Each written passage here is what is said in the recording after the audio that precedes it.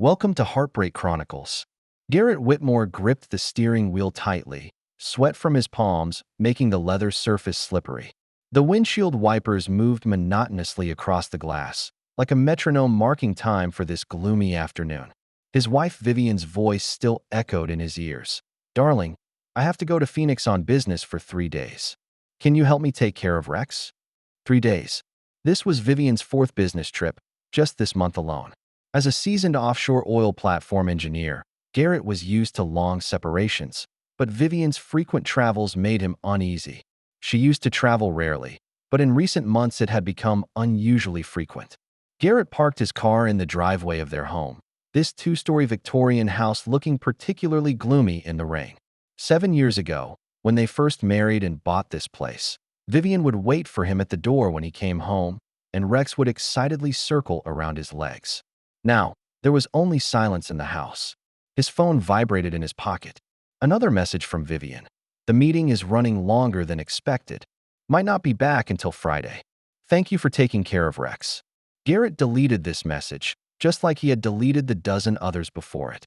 Each time Vivian went on business trips, her messages became shorter and shorter, more and more lacking warmth. Before, she would send photos, tell him where she was, what she was doing. Now there were only cold notifications. Rex was a golden retriever, 8 years old, still maintaining that gentle temperament. When Garrett opened the front door, the dog wagged his tail to greet him, but there was something in his eyes that Garrett had never seen before: anxiety. This intelligent animal seemed to sense the changing atmosphere in the home, sensing the growing distance between his owners. "What's wrong, buddy?" Garrett crouched down to pet Rex's head. "She left us again?" Rex made a low whimpering sound, nuzzling Garrett's hand with his wet nose. Over the past few months, this dog had become increasingly dependent on Garrett, as if seeking security. Everything in the house remained exactly as Vivian had left it. Too clean, too perfect. Like a showroom rather than a home where people lived. Garrett walked to the kitchen to prepare food for Rex, noticing an empty champagne bottle in the trash can. Dom Perignon, 1996 vintage. This wasn't wine they would normally buy. This price point was far beyond their usual spending level. Even stranger, there were also 2 wine glasses. Garrett picked up one of the glasses and examined it carefully. There was still a red lipstick mark on it. Not Vivian's color. She never wore this shade of deep red lipstick. She preferred pinks or light reds. This color was bolder, more mature. Disturbing thoughts began forming in his mind. Vivian said she had only left yesterday for Phoenix, but these glasses looked recently used. And why would she be drinking champagne with someone else at home? The phone rang. The screen displayed Hartwell Law Firm. "Mr. Whitmore? This is Marcus Hartwell from Hartwell Law Firm." "Yes, what can I do for you?" Garrett sat in the kitchen chair, trying to focus his attention. "Regarding your father's estate matter, there are some documents that need your signature. However, I must tell you that someone came to inquire about these documents." Garrett felt a chill. "What person?" "A woman who claimed to be your wife. She said you had authorized her to handle these matters. Of course, we didn't give her any information, as you never mentioned such authorization. She also asked about specific amounts and transfer procedures." Garrett's heart began to race. "When did she come?" "About 2 weeks ago." "Mr. Whitmore, is there some problem?" This woman insisted she had the right to know this information, even became somewhat aggressive. "Our receptionist said she was unusually familiar with the procedures, as if she had done research beforehand." Garrett's hands began to tremble. "Could you describe this woman?"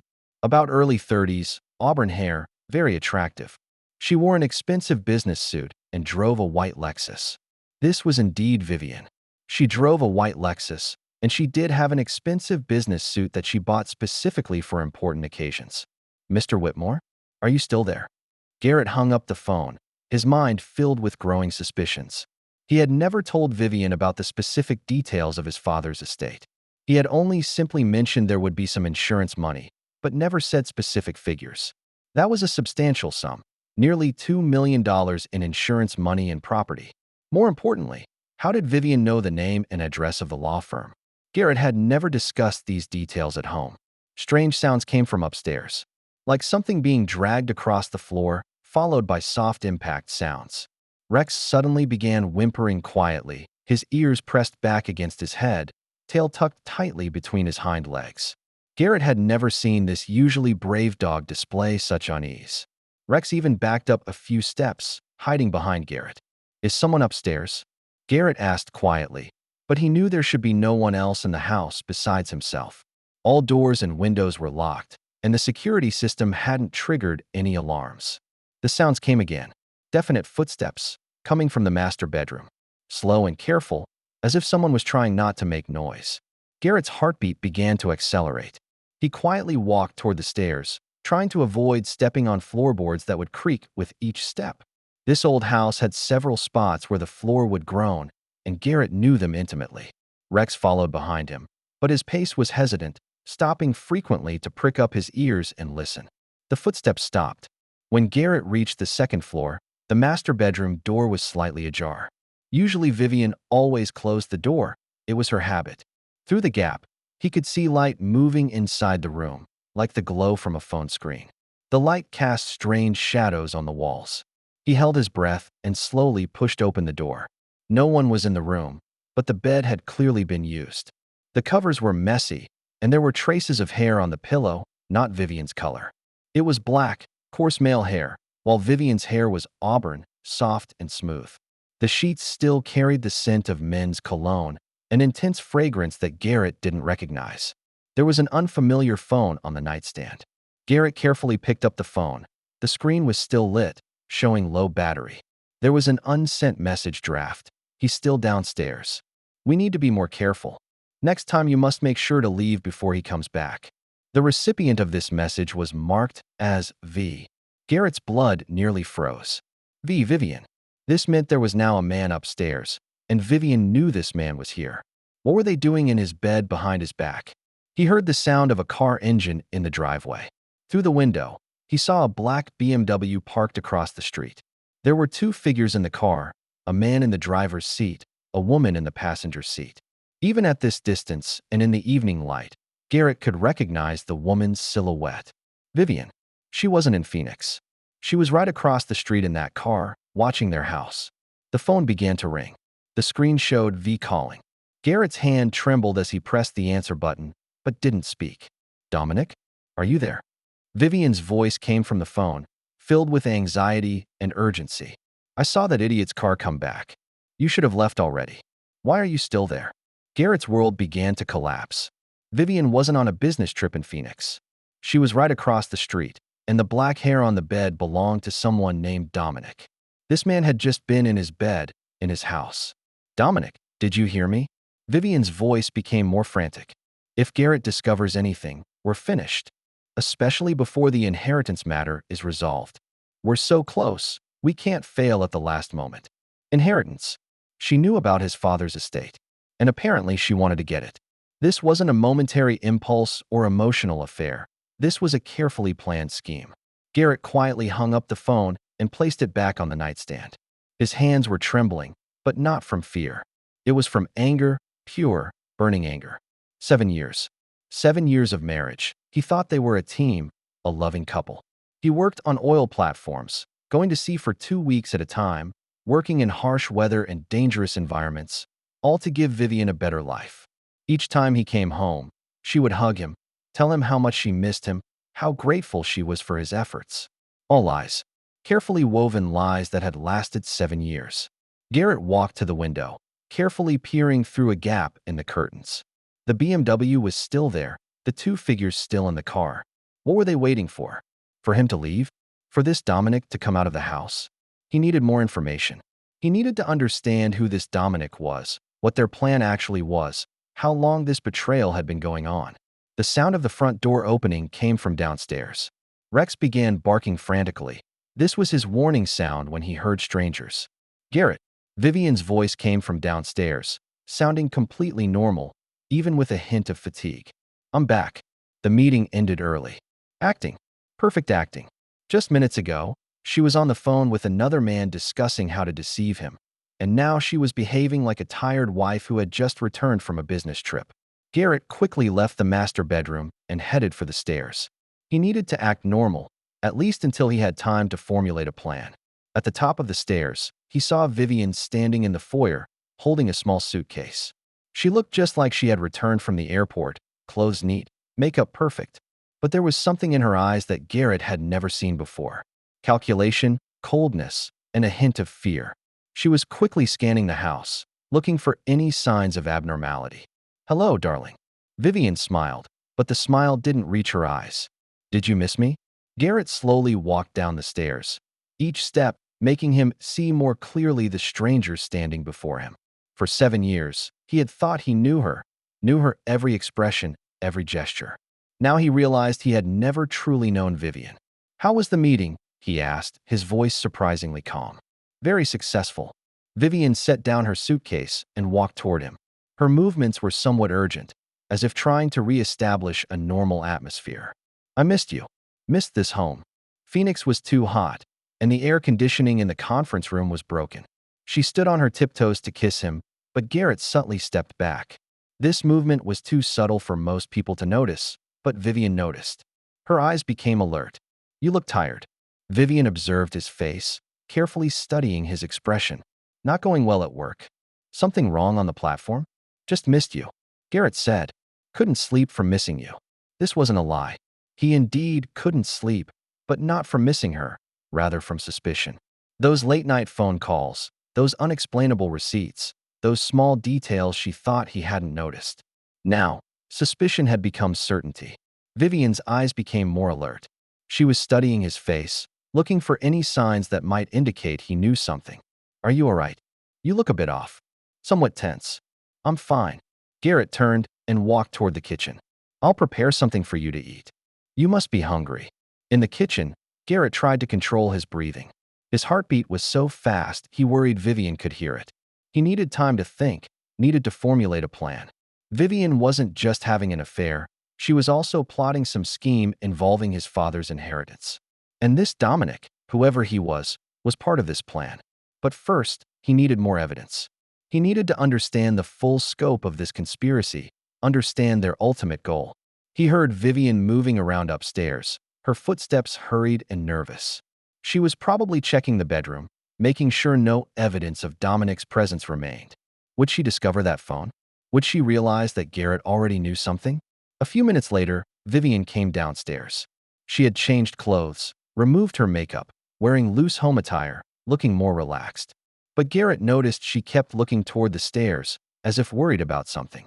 Her hands were also trembling, though she tried to hide it. "I want to take a shower," she said, her voice somewhat unnatural. "Travel always makes me feel dirty. The air on planes is too polluted."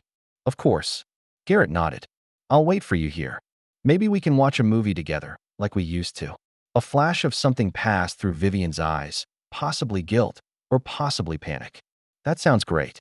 I won't be long in the shower." After Vivian went upstairs, Garrett immediately took action. He needed to access her laptop, check her emails and files. But she always password-protected all her devices and changed passwords regularly. However, today might be different. If she thought her secrets were still safe, if she believed Garrett knew nothing, she might be careless. Vivian's laptop was on the coffee table in the living room, next to her phone and some documents. The screen showed password required. Garrett tried several obvious choices. Her birthday, their wedding anniversary, Rex's name. All wrong. Then he remembered something.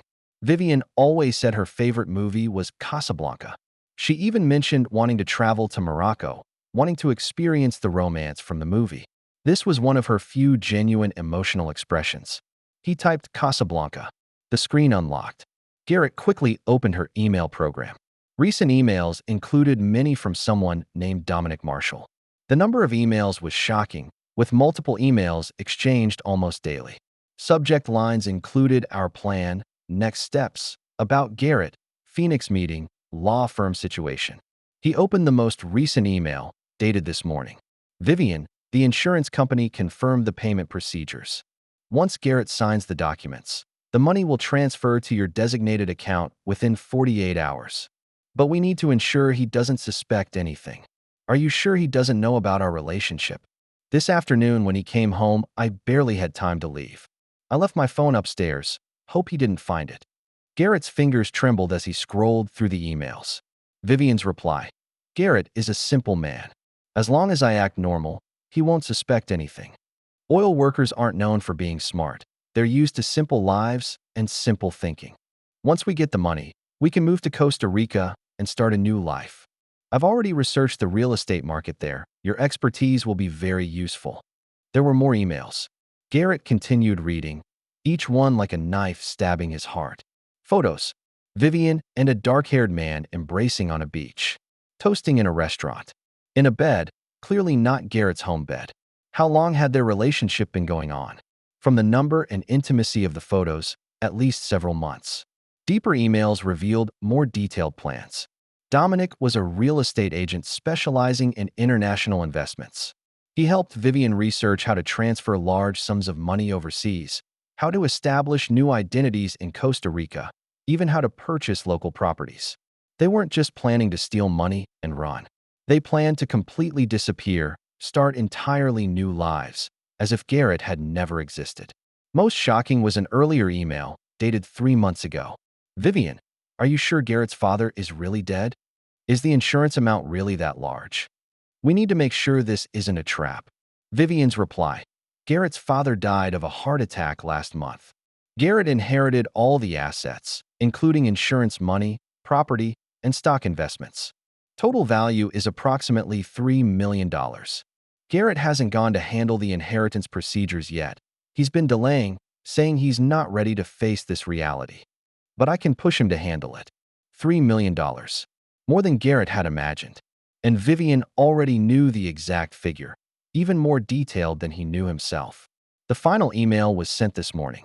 Dominic, Garrett will be home tonight. You need to make sure you leave no traces. We can't let him discover the truth before signing the documents. Proceed as planned. By Friday, we'll be free. I've already booked tickets to San Jose under false names. This Friday, 2 days away. The sound of the shower upstairs stopped. Garrett quickly closed the laptop and returned to the kitchen. His mind was filled with anger and plans. Vivian thought he was stupid, thought he wouldn't discover. She thought she could manipulate him, use his father's death and his grief to obtain enormous wealth. She planned to use his father's inheritance to start a new life with a stranger. She was wrong. Dead wrong. Garrett wasn't a stupid oil worker. He was an engineer who had worked at sea for 15 years, accustomed to solving problems in dangerous and complex environments.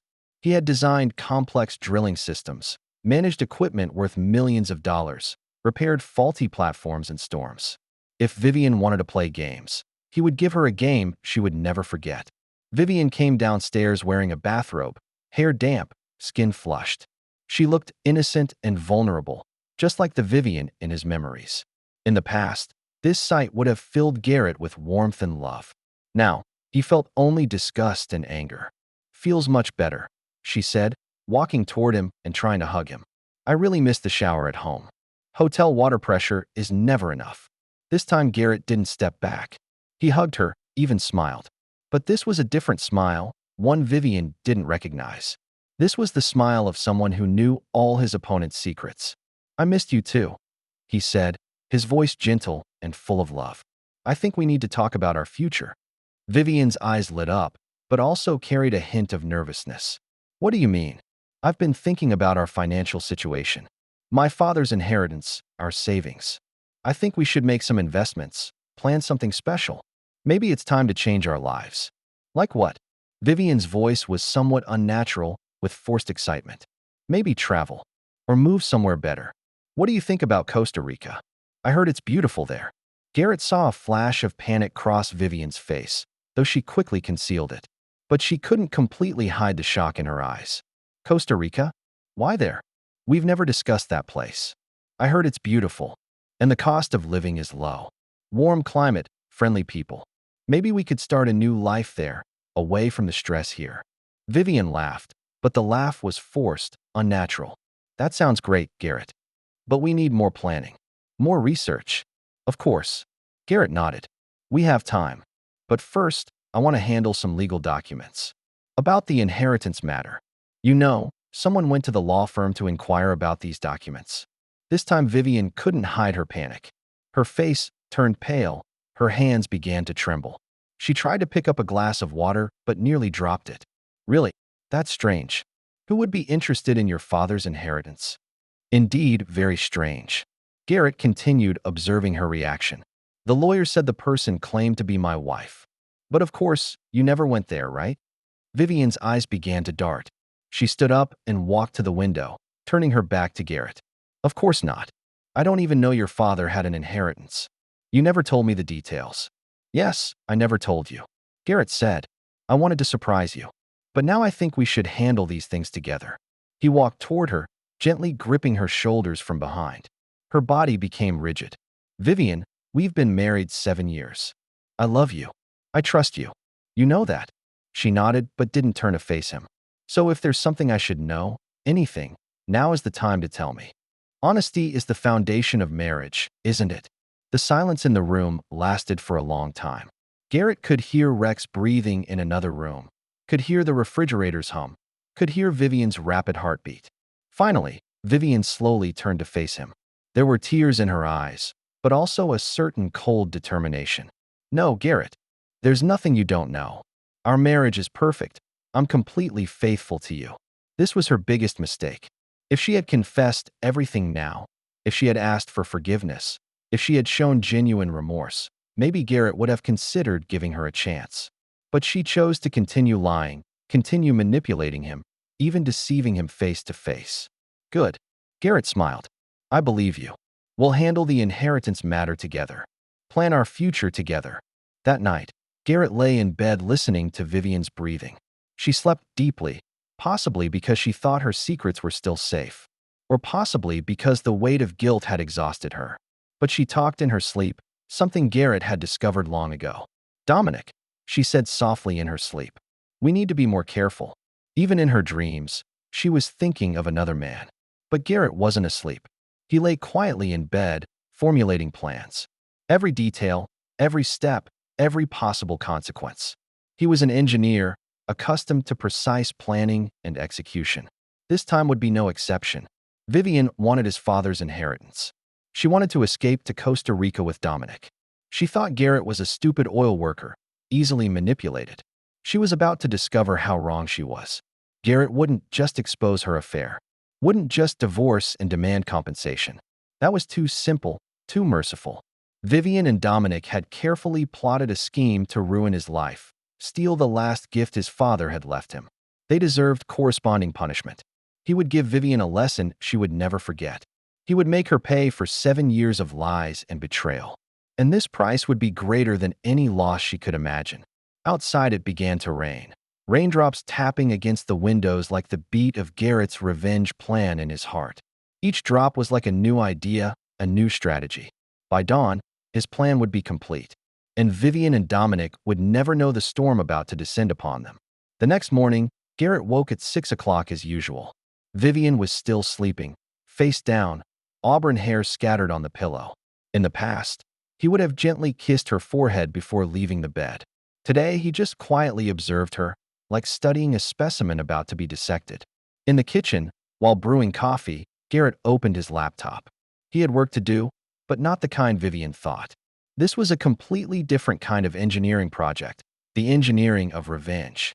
First, he needed to learn more about Dominic Marshall. In Vivian's emails, he found Dominic's full name and some personal information. Through social media and public record searches, Garrett quickly pieced together a complete picture of this man. Dominic Marshall, 35 years old, divorced, was a real estate agent. From his LinkedIn page, he specialized in high-end property investments, particularly overseas investments. This explained his knowledge of Costa Rica. His clients were mostly wealthy middle-aged women, which made Garrett suspect his business model. More interestingly, Dominic's ex-wife had posted some intriguing posts on social media. Angry statements after the divorce, suggesting Dominic had cheating behavior in marriage. One post was particularly notable. Beware of men who promise to take you to heaven, but actually drag you to hell. Some people make a living deceiving women. Garrett noted the ex-wife's name, Elena Thorne. Maybe she would be willing to share some information about Dominic. From her posts, she had deep knowledge of her ex-husband's business practices. Next, Garrett logged into the bank website, checking his and Vivian's joint account. He found some strange transfer records. Small amounts of money, usually a few $100s, looking like daily expenses, but the frequency and pattern were odd. Vivian had been slowly transferring money to an account he didn't recognize. She had been preparing for escape, and this had been going on for months. Deeper investigation revealed Vivian had also opened a new bank account under her maiden name. This account had a considerable balance, obviously escaped funds she had accumulated over months. Garrett's phone rang. It was his work partner Colin calling. "Garrett, tomorrow's offshore operation is canceled. Storm warning. Looks like we'll be stuck on land all week." Perfect. Garrett had originally worried work would interfere with his plans, but now he had a whole week. And more importantly, Vivian would think he was leaving for work as scheduled, giving her false security. "No problem, Colin. I happen to have some personal matters to handle." "Everything all right? You sound a bit off." Colin was a sensitive person, able to detect changes in voice. Garrett considered what to say. Colin was a good man and a reliable friend. But this wasn't something he should be involved in. Just some family matters. Nothing major. "If you need to talk, you know I'm here." "I know. Thanks, Colin." After hanging up, Garrett heard sounds from upstairs. Vivian was awake. Soon, she would come downstairs and perform another day of the perfect wife act. But today, Garrett was prepared to give her some surprises. Vivian came downstairs wearing his once favorite blue silk nightgown. Her hair was tousled, but in a way she knew was attractive. In the past, this sight would have made Garrett forget all troubles. Now, he saw only manipulation and deception. "Good morning, darling." She stood on her tiptoes to kiss his cheek. "You're up so early." "Habit." Garrett handed her a cup of coffee. "I have good news. This week's work is canceled. We can have more time together." As Vivian took the coffee cup, Garrett noticed her hand trembled slightly. This news was clearly not what she wanted to hear. "That's nice," she said, but her voice lacked genuine enthusiasm. "We can do something special. Maybe I can arrange some time off from work." "Actually, I've already arranged some things." Garrett sat across from her at the dining table, carefully observing her reaction. "I contacted Hartwell the lawyer, arranged to go handle the inheritance documents this afternoon. I think you should come with me." Vivian almost dropped her coffee cup. "Today. But I have some appointments. Important client meetings." "What appointments?" Garrett's voice remained neutral, but his eyes sharply observed her. "Well, the gym and meeting with Jennifer. We've planned lunch for a long time." Vivian's eyes began to dart. "Maybe we can change it to tomorrow?" "Mr. Hartwell said today is the only available time." Garrett lied. "He's going out of town tomorrow, and the documents have time limitations. Unless we go today, the whole process might be delayed for months." "Months?" Vivian's voice pitched higher. "That's too long." "Yes." Garrett nodded. "So you need to cancel your appointments. This is more important than the gym, isn't it? After all, this concerns our future." Vivian smiled stiffly. "Of course. You're right. I'll reschedule." Garrett stood up. "Good. We'll leave at 2 this afternoon. This gives us the whole morning together. You don't mind me staying home with you, do you?" Vivian's face grew paler. "No, of course I don't mind. I might need to go out to buy some things. For dinner tonight." "Don't worry." Garrett walked toward her, gently stroking her hair. Her body became tense. "I've already ordered dinner. A special place to celebrate our new beginning. The Grandview Hotel, you know it." The Grandview Hotel was the most expensive, most conspicuous place in town. Any activity there would be noticed, remembered. This was exactly what Garrett wanted. Vivian's eyes widened. "Grandview. That's too expensive, Garrett. We can't afford that kind of place. We'll be able to afford it soon." Garrett smiled. "And this is a special moment. We should celebrate." He could see Vivian's thoughts racing. She clearly needed to contact Dominic, tell him the plans had changed. But now Garrett wouldn't give her this opportunity. For the next few hours, Garrett followed Vivian like a shadow. When she said she wanted to shower, he said he wanted to shower too, suggesting they could shower together like when they were newlyweds. When she wanted to use the computer, he said he needed to check some work emails, would be quick. When she wanted to go out to take out the trash, he said he would do it. She should rest. Each time, Vivian appeared more anxious. She kept checking her phone, but when Garrett was nearby, she dared not send any messages. She even tried to go to the bathroom to send messages, but Garrett also found reasons to follow, saying he needed to get something. By noon, Vivian was nearly collapsing. "Garrett, I need some space," she finally said, her voice carrying obvious frustration. "You're following me too closely today. This isn't normal." "Following too closely?" Garrett feigned confusion. "I thought you'd enjoy our time together." I'm away from home so long. I want to make it up to you. Don't you like being with your husband? I know, but I just need a little time to organize my thoughts. About the lawyer thing, about the inheritance. This is all so sudden. Garrett walked toward her, taking her hands. Her hands were cold and damp. Vivian, what are you afraid of? This is a good thing. This means we have financial security, can do things we've always dreamed of. I'm not afraid. I just need time to adjust. Adjust to what? Your husband inheriting $3 million. Most wives would be excited. Vivian's eyes widened. 3 million. I thought you said 2 million. The lawyer updated the numbers yesterday. There were some of my father's stock investments. Garrett studied her face. Why? Is there a problem? No, no problem. Vivian said quickly. I just didn't expect it to be so much. But Garrett saw the flash of greed in her eyes. At the same time, he also saw panic. If she couldn't contact Dominic soon, their entire plan would collapse. More importantly, Garrett noticed Vivian was beginning to make small mistakes. She mentioned a detail she shouldn't know, something she would only know if she had been to the law firm. She also inadvertently mentioned a certain detail about the Phoenix Hotel, but then realized she was supposed to be staying at a different hotel. At 1:30 p.m., Garrett received a text message, one he had arranged. The number showed Hartwell Law Firm, but it was actually Garrett using a temporary phone. Mr. Whitmore, we need to postpone today's meeting until tomorrow. Emergency court case. Very sorry. Garrett showed Vivian the message. Looks like we have to wait until tomorrow. Vivian's face showed obvious relief. Oh, that's too bad. But maybe it's better this way. We can have more time to prepare. Yes. Garrett said. This means we have more time together. Vivian's relief immediately turned to new panic. At 2 o'clock in the afternoon, they arrived at Hartwell Law Firm. This was an old brick building located downtown. But today Garrett had different plans. He wasn't really going to sign any documents. What he was going to do was observe Vivian's reactions, gather more evidence. Marcus Hartwell was a man around 60, with silver-white hair and sharp eyes. He had indeed agreed to meet with Garrett, though this wasn't the kind of urgent meeting Garrett had told Vivian about. Mr. Whitmore, Mrs. Whitmore. He stood to greet them. Good to see you both. But when he saw Vivian, his expression subtly changed. Mrs. Whitmore, we've met before, haven't we? Vivian's face turned red. I don't think so. Hartwell frowned, picking up a file folder. Strange. I have a security camera photo here. A woman came here 2 weeks ago asking about Mr. Whitmore's inheritance. Are you sure it wasn't you? He turned his laptop screen around, displaying a clear security camera photo. The woman in the photo was indeed Vivian, wearing her business suit, expression confident and somewhat aggressive. Vivian's face turned deathly pale. I've never been here. This is very strange. Hartwell said, his professional experience making him realize there was a problem here. The photo is clear.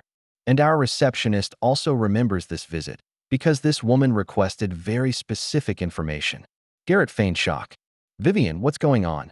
I don't know. Maybe it's just someone who looks like me. Vivian's voice trembled. Hartwell continued flipping through documents. Not only that, this woman also knew details that only family members would know.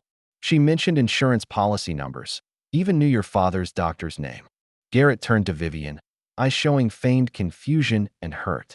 Vivian, why did you go to the law firm? Why did you never tell me? I didn't go, Vivian almost shouted. This is a misunderstanding. But her panic was so obvious that even Hartwell felt uncomfortable. As an experienced lawyer, he had seen many lying people. Perhaps we should continue with the documents, Hartwell said, clearly wanting to end this tense atmosphere. For the next hour, Hartwell explained the details of the inheritance. Besides the insurance money Garrett had mentioned, there was also his father's house and some stock investments. The total value was indeed close to $3 million. Throughout the process, Vivian maintained a smile, but Garrett noticed her hands kept trembling. Whenever Hartwell mentioned documents that required Garrett's signature alone, she would become uneasy. She even asked some questions about spousal rights, questions that showed she had knowledge of legal procedures beyond the normal range. Mrs. Whitmore, you need to understand, Hartwell said. Under Texas law, these assets belong to your husband. As a spouse, you have certain rights, but the primary control is in Mr. Garrett's hands. Unless there are special legal arrangements, you cannot handle these assets alone. I understand. Vivian said, but her voice was tight. Finally, Hartwell brought out the most important document. This is the final inheritance declaration. Mr. Garrett, you need to sign here, and then the money will transfer to your designated account within 48 hours. Garrett picked up the pen, then stopped. I think I need more time to consider. Consider what? Vivian asked urgently, her mask finally beginning to slip. So much money. Such great responsibility. I want to make sure we make the right decision. Maybe I should consult a financial advisor. Hartwell nodded. That's wise. You can come back to sign anytime. The documents will be kept here. But please note, delays may incur additional fees. No, Vivian suddenly said, then realized her reaction was too extreme. I mean, why wait? This is good news, Garrett.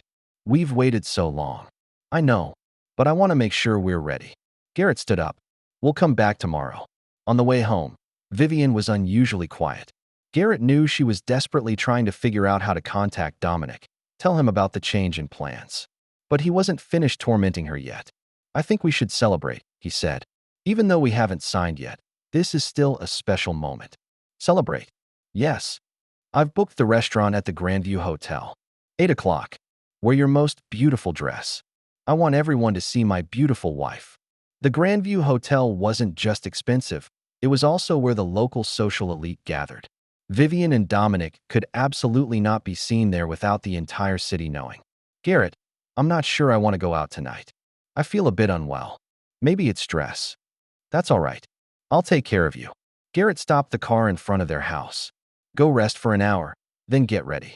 This will be a memorable night. After Vivian entered the house, Garrett didn't immediately follow. Instead, he sat in the car, took out his phone, and dialed a number. Elena Thorne? This is Garrett Whitmore. I want to talk to you about Dominic. There was silence on the other end, then a tired but alert female voice. What has he done now? I believe he's having an affair with my wife. I need to know his patterns, his plans. I'm willing to pay for your time. God, Elena sighed. Can you meet? I have a lot to tell you, and I don't want money. If I can stop Dominic from hurting another family, that's enough. An hour later, Garrett sat in a coffee shop, facing Elena Thorne. She was a woman around 40, once beautiful, but pain had left marks on her face. Her eyes held deep hurt, but also firm determination. Dominic has a pattern, she began, her voice calm but angry. He seeks out wealthy women, married women, usually those who feel neglected or unsatisfied. Then he seduces them, makes them believe he loves them, believe he can give them a better life. He did the same thing to you? Not exactly the same. When we married, I was the one with money. I inherited my family's real estate business. Dominic slowly transferred all assets to his name, saying it was better for taxes. By the time I found out, it was too late. Elena took a sip of coffee, her hands trembling. After the divorce, I discovered he was already dating another woman, a wealthy widow. Did you report it to the police? I tried, but Dominic is clever. He never does anything technically illegal. He's just a very convincing liar. He studies legal loopholes, studies how to manipulate women's emotions. Elena looked at Garrett. How much money does your wife have? It's not her money. It's an inheritance I just received. About $3 million. Elena gasped. That's much larger than his usual targets. When we divorced, he only took about $500,000. If he gets $3 million, you might never find them again. He won't get it, Garrett said, his voice carrying cold certainty. How will you stop him? Garrett smiled, but it wasn't a kind smile. I'm going to give them a lesson they'll never forget. Elena studied his face. You want revenge. I want justice. Garrett corrected. I want to make sure they pay for their actions. I understand. Elena nodded. If you need evidence, if you need someone to testify about Dominic's behavior patterns, I'm willing to help. I have documents, contact information for other victims. Dominic didn't just hurt me. This information surprised Garrett. Other victims? At least 3 that I know of. Dominic is a professional con man. He makes a living deceiving women, enjoys destroying marriages. Elena's eyes burned with anger. It's time to stop him. Back home, Garrett found Vivian preparing for dinner. She wore a black dress and had applied elaborate makeup. She looked beautiful and desperate, like a prisoner about to walk to the gallows. You look wonderful, Garrett said, walking toward her. Almost reminds me of how you looked on our first date. Thank you. Vivian's smile was forced. Garrett, I think we should talk. About what? About everything. About our future. About the inheritance. Vivian took a deep breath. I feel we should slow down before making major decisions. What kind of major decisions? Like how to handle this money. Maybe we should consult a financial advisor. Or an investment advisor. Garrett studied her face. Do you have any specific suggestions? Well, maybe real estate investment? International real estate? I heard there are many opportunities now, especially in Central America. Like real estate in Costa Rica? Vivian's face instantly turned pale. Why would you mention Costa Rica? Yesterday you seemed interested in that idea. I thought you might have researched it already. No, I haven't researched anything. Vivian's voice became sharp. Why do you keep asking these strange questions? Why are you acting so strange today? Garrett walked toward her until they stood face to face. Because I know, Vivian. I know everything. The silence in the room was overwhelming. Vivian's eyes widened, her mouth slightly open, but no sound came out. Her face turned deathly pale, then flushed, then pale again. I know about Dominic. I know about the emails. I know about your plans. I know you went to the law firm trying to get inheritance information. I know you've been transferring our money at the bank. Garrett's voice was calm and cold. I know everything. Vivian began backing up until her back hit the wall. Garrett, I can explain. Explain what? 7 years of lies. 7 years of deception? Explain how you plan to steal my father's inheritance, then escape to another country with your lover? This isn't what you think. Vivian's tears began to flow. I love you, Garrett. I really love you. No, you don't. You love money. You and Dominic both do. Garrett took out his phone and played a recorded audio clip. Vivian's voice came from the speaker. Garrett is a simple man. As long as I act normal, he won't suspect anything. Oil workers aren't known for being smart. Vivian's face turned deathly pale. How did you? I'm not a simple man, Vivian. I'm not a stupid oil worker. I'm an engineer, an expert at solving complex problems. And you're the simplest problem I've ever encountered. Vivian began crying. But these weren't tears of remorse. They were tears of fear. What are you going to do? Are you going to divorce me? Garrett laughed. Divorce? That's too easy. Too merciful. He walked toward the living room, Vivian following. No, Vivian. I have a better plan. Garrett opened his laptop and brought up a file. This is a copy of all your and Dominic's emails. All the photos. All the bank records. All the evidence proving you plan to defraud me. Are you going to give these to the police? Police? No. These emails don't have enough evidence to prove you committed a crime. After all, you're my wife. You have the right to know our financial situation. And adultery isn't a crime. Garrett closed the laptop. But I have a better idea. He took out his phone and began dialing. What are you doing? Vivian asked in panic. I'm inviting Dominic over for dinner. The call connected. Dominic? This is Garrett Whitmore, Vivian's husband. I think we should meet and talk. Shocked silence came from the other end. Don't worry. Garrett continued. I know about your relationship with Vivian. Actually, I want to invite you to our home tonight. We can discuss Costa Rica real estate investments. Vivian told me everything. More silence. If you hang up now, Garrett said, his voice becoming dangerous, I'll send all your emails and photos to your ex-wife, your employer, and all your real estate clients. I'm sure they'd be very interested in learning how their agent takes advantage of female clients. Elena has already agreed to testify. You can't. Dominic's voice finally came, filled with panic. I can and I will. Unless you're here within an hour. We'll resolve this like civilized people. Garrett hung up and turned to Vivian. She sat on the sofa, trembling all over. He'll come, Garrett said. Then we can have a truly honest conversation. About loyalty, about betrayal, about consequences. Garrett, please, Vivian began. Please what? Please forgive you. Please forget all this. Please continue living like nothing happened. Garrett's voice was filled with cold anger. No, Vivian. That time has passed. When you chose to betray me, chose to steal my money, chose to plan a new life with another man, you lost the right to ask for mercy. 50 minutes later, the doorbell rang. Garrett opened the door to see Dominic Marshall standing on the porch. He looked more tired and nervous than in the photos. His black hair was somewhat disheveled, eyes filled with fear.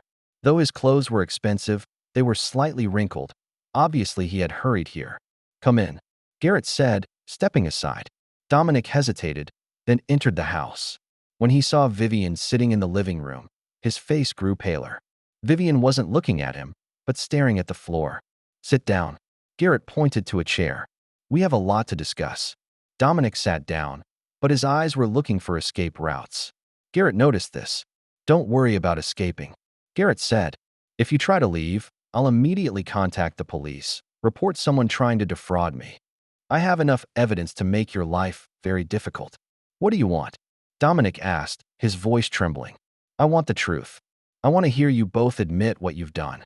Garrett sat across from them. "From the beginning. How did you meet?" Vivian and Dominic looked at each other, but neither spoke. "I have all night," Garrett said. "We can sit here all night, or you can start talking. The choice is yours." Finally, Dominic spoke. "We met at a real estate seminar about 6 months ago, and then I thought she was just another potential client." Dominic looked at Vivian. "But she was beautiful, charming. We started talking, and then you discovered she was married, and her husband was about to inherit a large sum of money." Garrett completed his sentence. Dominic nodded, not daring to look directly at Garrett. "So whose idea was the Costa Rica plan?" "Mine," Vivian said softly. "I always wanted to escape from here, start a new life. When I met Dominic, when I learned about the inheritance, I thought this was my chance." "Escape from what?" "Escape from me?" Vivian began crying. "Not escape from you. Escape from this life. This boredom, this repetition. You're always working, I'm always alone. I felt so lonely, so ignored. So you decided to steal my money and run away with another man. I know it sounds terrible, but..." "Sounds terrible?" Garrett's voice became icy. "Vivian, this doesn't just sound terrible. This is betrayal. This is theft. This is the complete destruction of 7 years of marriage." He stood up and walked to the window. Outside, the night was quiet, with almost no cars on the street. He could see lights in neighbors' houses, normal families enjoying normal evenings. "You know what the worst part is?" He turned to face them. "It's not the affair. It's not the lying. It's your contempt for me. Oil workers aren't known for being smart. That's what you wrote in the emails." Vivian's face turned red. "Garrett, I didn't mean..." "You did mean it. You thought I was stupid, easily manipulated. You thought you could use me, then abandon me." Garrett walked toward her. "But you were wrong. I'm not stupid, and I'm definitely not easily manipulated." He returned to his chair. "Now, I'm going to tell you my plan." Both Dominic and Vivian became more nervous. "First, this marriage is over. I'll contact a lawyer tomorrow and begin divorce proceedings. Vivian, you won't get a penny of the inheritance. I'll make sure of that." "You can't," Vivian began. "I can and I will," Garrett interrupted her. "Second, Dominic, I've already contacted your ex-wife Elena. She's very willing to testify about your fraud patterns. I've also contacted your employer. They're very interested in your relationships with married female clients." Dominic's face turned gray. "My job. Your job is over. Your career is over. When this story gets out, no one will trust you to handle their real estate transactions." "Third," Garrett continued, "I'm going to make sure you both pay for your actions. Not through violence, not through crime, but through public humiliation and social consequences." He took out his phone.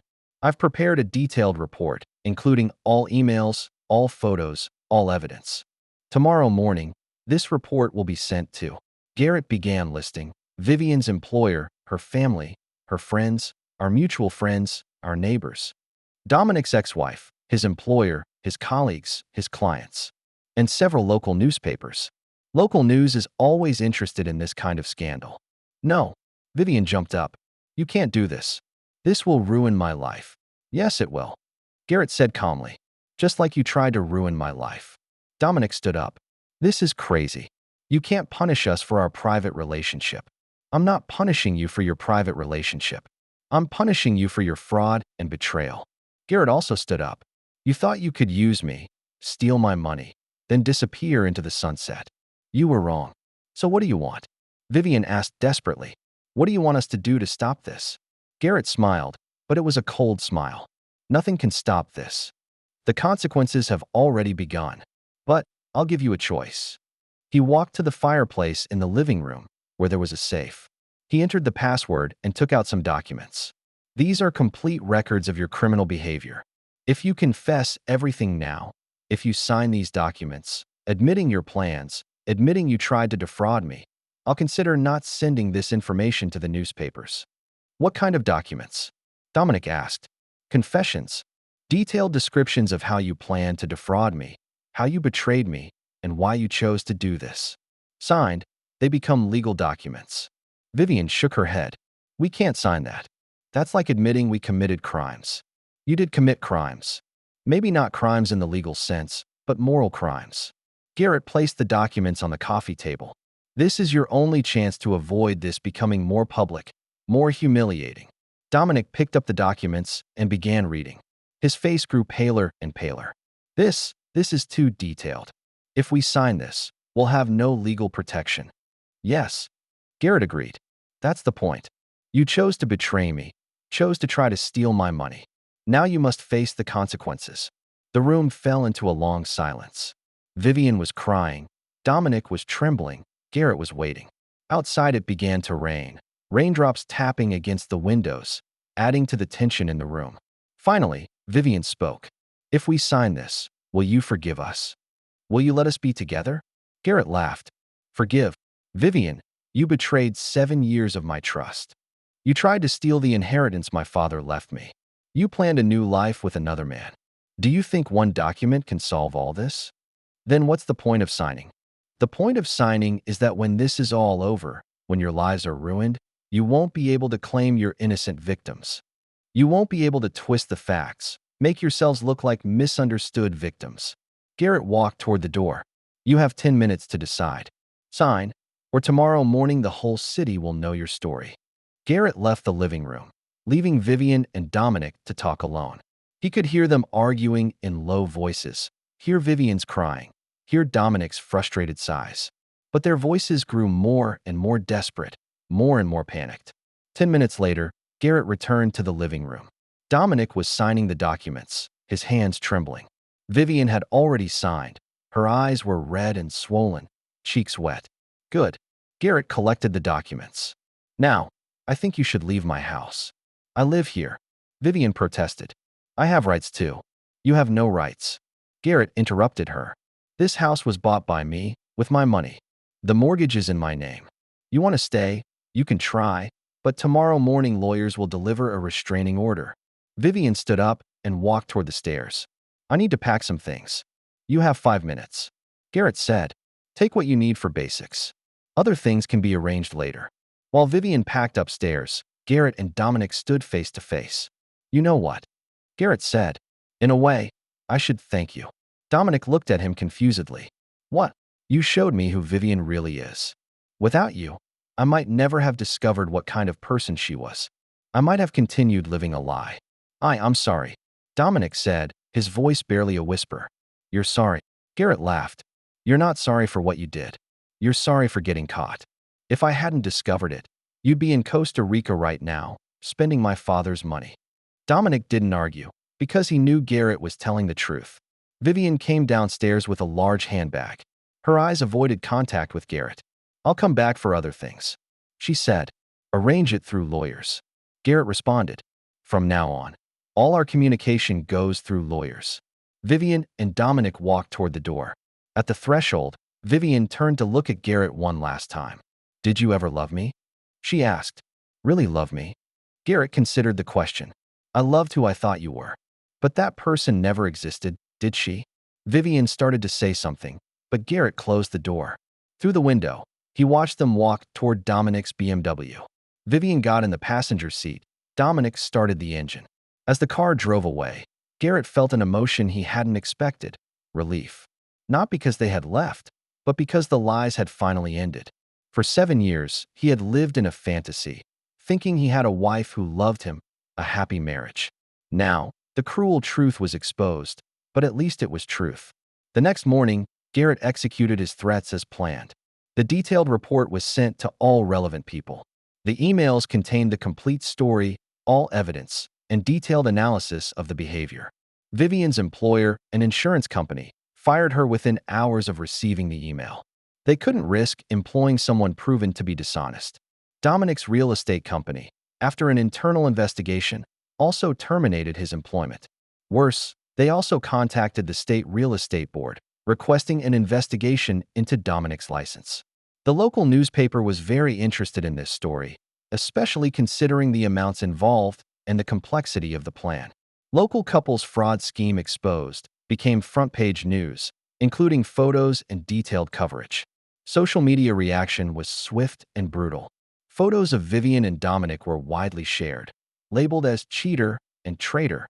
In the following weeks, Garrett watched Vivian and Dominic's lives gradually fall apart. Vivian moved to her mother's house, trying to find new work, but her reputation was ruined.